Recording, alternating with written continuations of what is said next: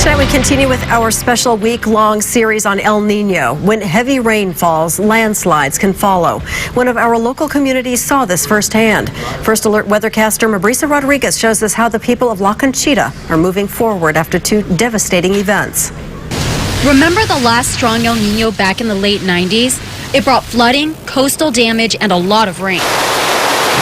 But in recent years, we've had one of the worst droughts in the state's history, leading to water sanctions, dry vegetation, and extreme wildfires. Just before the winter rains began, the Solimar fire broke out on Christmas night. The result is 2.5 miles of burned hillsides that run through active oil fields. Homes were threatened, residents evacuated, 15 miles of freeway was shut down. Then came the rain and the mud, and again, the freeway had to close. What happened was more freakish. It wasn't what we expected. Caltrans is spending $2.5 million here, using plastic sheeting to help divert water flows, all while keeping an eye on the hillside, especially as El Nino rains continue. So far, things have relatively gone okay, but still, we know we're preparing for more, because the more these hills get saturated, sometimes you don't have a slide the first day. You could always have one following day. It's just happened before. So we're doing all we can. Hey, look out! And no one has forgotten what happened twice in La Conchita. Two catastrophic landslides 10 years apart. The most recent in 2005 crushed homes and killed 10 people. The hills above the community remain unstable.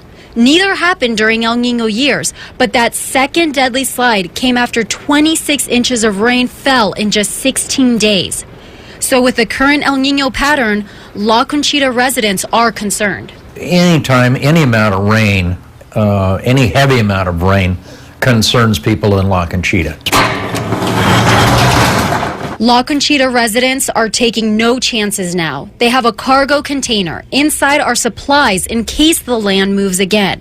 Tents, cots, emergency radios, and lights. Even a tractor to move debris if needed. So if we have any kind of a situation, everybody in town knows you move away from the hill, you come down by the pedestrian undercrossing. That's where we'll set up the command center. That's where the county will come to find us. We have a census book for everyone in town. And while La Conchita symbolizes the worst of what can happen when heavy rain threatens, the community has also grown stronger. Prior to 2005, we had 2 teenagers in town. That was it. There were no other children. And that was a result of the 95 slide. It scared people. Longtime residents moved out, turned their houses into rentals. We now have 30 children under the age of 15 in town. When you only have 2 teenagers, your town doesn't have a future. When you have 30 children, that gives you a future for your town. Mabrisa Rodriguez, News Channel 3.